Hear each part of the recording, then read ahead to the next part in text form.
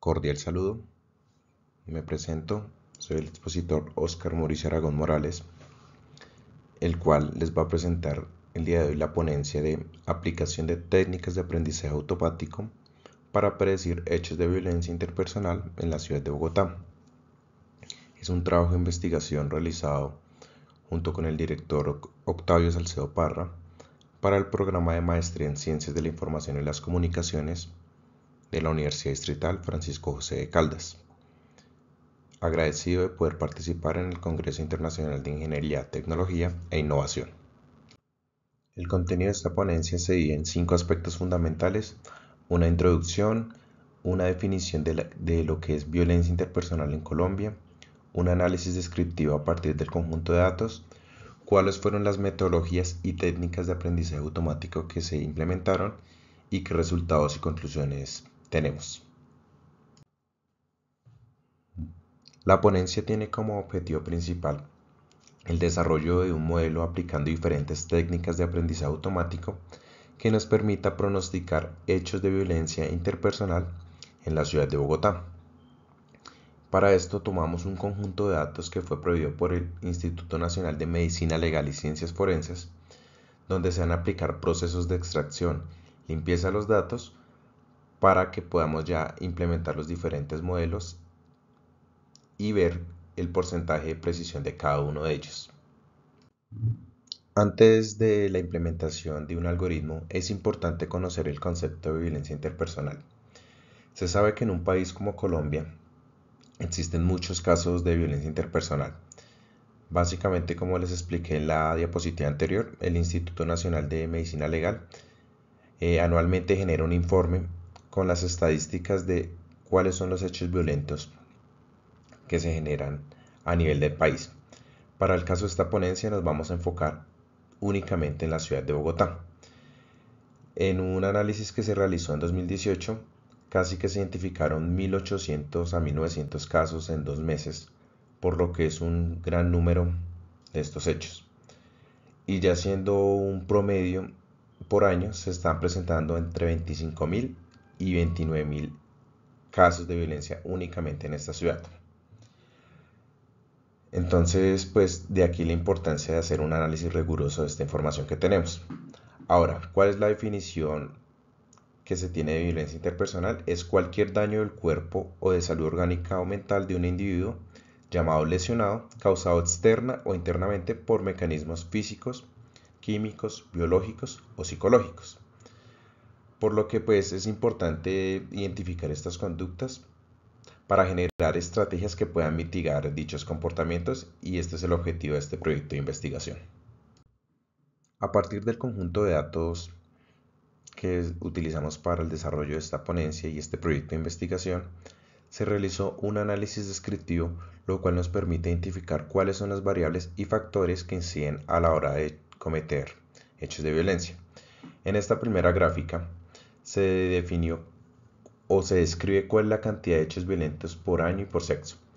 Como se puede identificar, desde el año 2016 hasta el año 2019, la mayor cantidad de hechos violentos se realizan por los hombres, donde casi duplican la cantidad de hechos violentos por las mujeres, y esta tendencia se viene llevando año a año.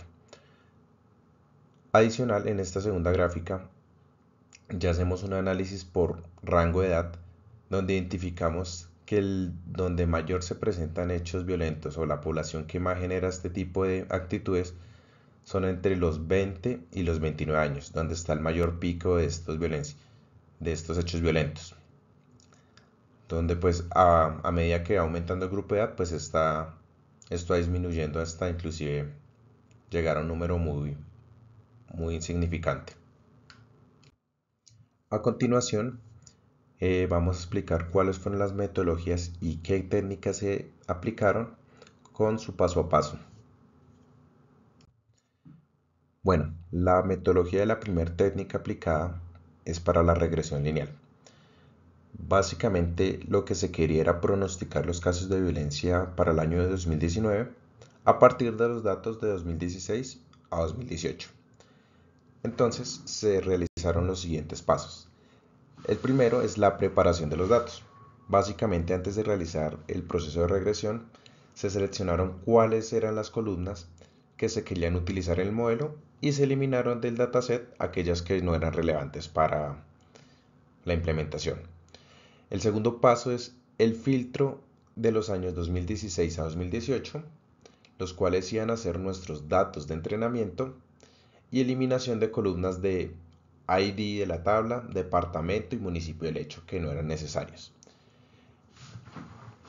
Y adicional, ya como tercer paso, se separó en un dataset diferente la información del 2019, el cual iba a ser nuestro conjunto de datos de evaluación. Con esto garantizamos que tenemos aproximadamente una proporción de 70-30 para la edición de los datos para poder entrenar y evaluar el modelo posteriormente. El siguiente paso ya fue como tal creación del modelo de regresión lineal.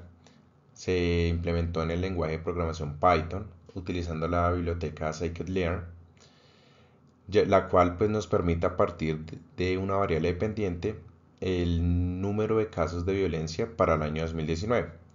Y en este caso utilizamos variables predictoras, las cuales fueron el año del hecho, el sexo de la víctima, el grupo de edad, mes del hecho y día del hecho. Y finalmente se hizo la evaluación del modelo para evaluar la precisión. La segunda técnica implementada fue la implementación de la red neuronal, básicamente siguiendo los pasos muy similares de la anterior técnica, que es para pronosticar los hechos de violencia para el año 2019 teniendo en cuenta los años 2016 a 2018.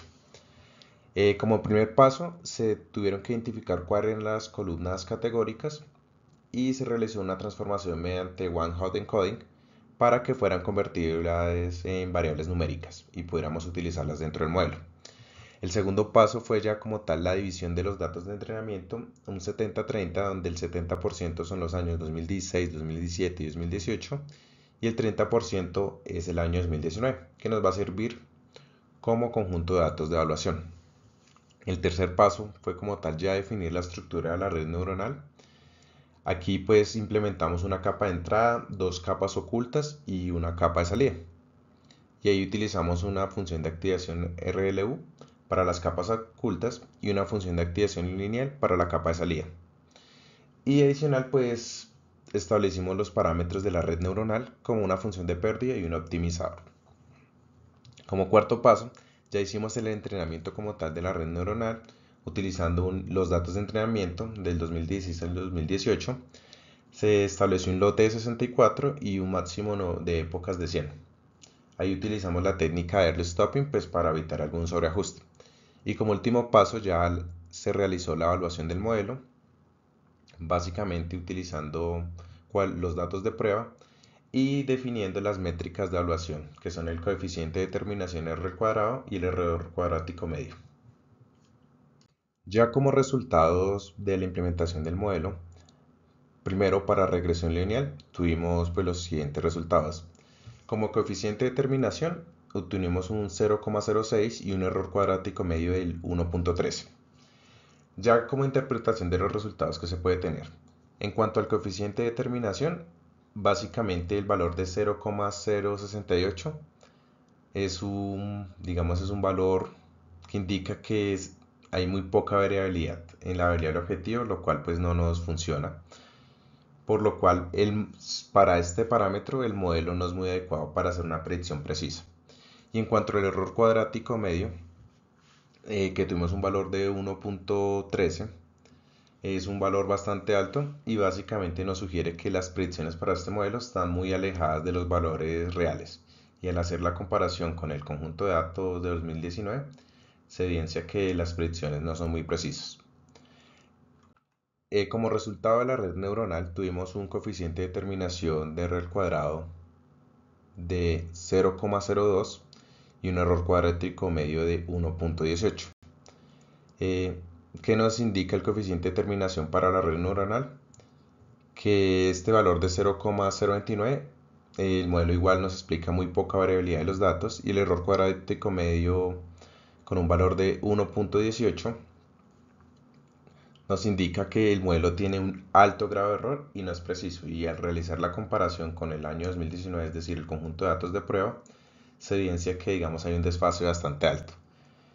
Entonces, esto nos indica que el modelo no es muy efectivo, se tienen que hacer digamos, algunos ajustes sobre el modelo e inclusive sobre el conjunto de datos para que esto sea más preciso.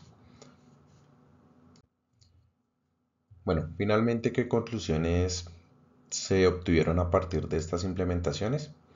Lo primero es que a partir del análisis descriptivo que se explicó al inicio de la ponencia, se identifica que los grupos de edad de 20 a 29 años son los que generan más del 60% de los casos identificados, por lo que se podría implementar alguna política focalizada a dicha población. Ya en cuanto a nivel predictivo, se evidenció que los dos modelos implementados, tanto redes neuronales como regresión lineal, no fueron muy precisos, por lo que se deben seguir ajustando y reentrenando y validando los conjuntos de datos para llegar a un número un poco más acertado. Y adicional, dado que pues es un dataset de un conjunto de datos que tiene diferentes variables categóricas, sería una buena opción implementar ya otras técnicas tales como árboles de decisión o algún tipo de técnica de ensemble como random forest o gradient boosting. Inclusive también se podría implementar un support vector machine, digamos, para revisar qué técnicas puede ser la más apropiada y nos dé un porcentaje de precisión más indicado y que nos permita adelantarnos a los hechos para generar estrategias para mitigar esta problemática. A nivel conceptual de esta ponencia, algunas referencias. Hay algunas de la Organización Mundial de la Salud y algunas ya como tal del Instituto Nacional de Ciencias Forenses de Colombia, las cuales se pueden ver en pantalla. Muchas gracias por su atención. Cualquier duda o comentario estaré dispuesto al correo que están viendo en pantalla y nos veremos en una próxima oportunidad. Muchas gracias para todos.